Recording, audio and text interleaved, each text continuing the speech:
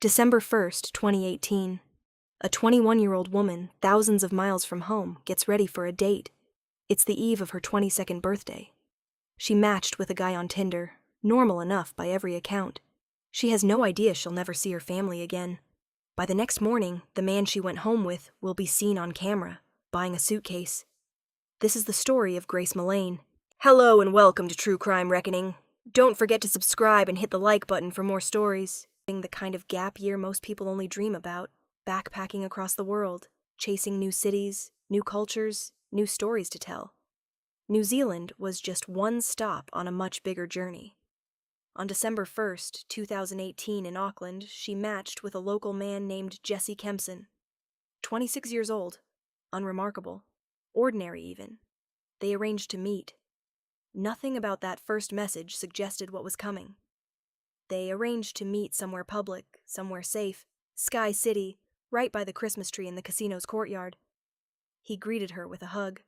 From there, the two of them wandered through Auckland's bars, ordering cocktails, talking, laughing. To anyone watching, it looked like any other first date, two strangers figuring out if they clicked. And by all accounts, Grace thought they did. Partway through the night, she texted one of her closest friends, Amina Ashcroft.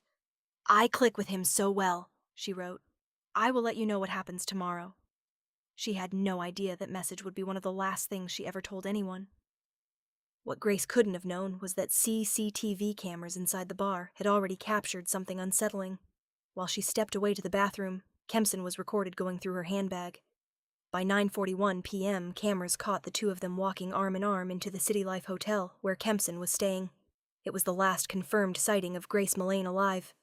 What happened next, Kempson would later claim in court, was a consensual encounter that went tragically wrong.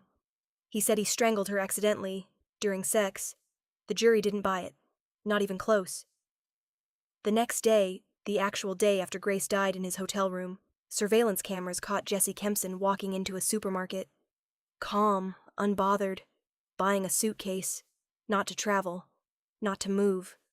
To hide what he'd done. He didn't stop there.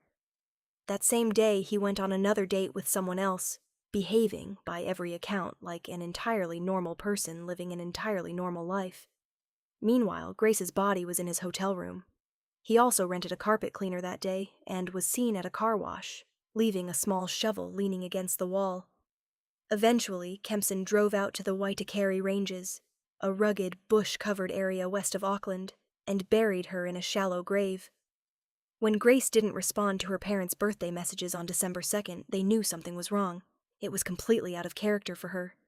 3 days later, they reported her missing. Police began piecing together her final hours through CCTV footage across the city. Bars, hotel lobbies, elevators. That trail led them straight to Jesse Kempson. When detectives first interviewed him, his story didn't add up. He claimed he hadn't woken up until after 10 a.m. that Sunday. But hotel surveillance footage showed him wide awake and moving through the building at 8:14 a.m., wheeling a suitcase. That single detail became one of the most damning pieces of evidence in the entire case. Piece by piece, the evidence built a timeline that left no real question about what had happened. On December 9th, 2018, just over a week after she went missing, Grace's body was found in the Waitakere Ranges, exactly where Kempson had buried her. Kempson's trial began in November 2019, and it became one of the most controversial murder trials in recent New Zealand history, for a reason that had nothing to do with guilt or innocence. His defense team brought Grace's private sexual history and preferences into the courtroom, seemingly trying to paint her death as a consensual encounter gone wrong, rather than the deliberate act prosecutors argued it was. Advocates around the world called it out for what it looked like. Victim blaming, playing out in real time, in a court of law. The jury wasn't persuaded. After 5 hours of deliberation, they came back with a guilty verdict. In February 2020, Kempson was sentenced to life in prison, with a minimum of 17 years, before he could even be considered for parole. But here's where this story takes a turn almost no one saw coming, due to New Zealand's name suppression laws. The public still didn't know who this man actually was. He was just the killer. No name, no face, not yet. Because it turns out, Grace wasn't the first woman this man had hurt. Not even close. 2 other women, completely unconnected to Grace's case, had already survived him. One, a former girlfriend, described Kempson chasing her through their house with a knife, holding her in a chokehold. She got out. She got a protection order.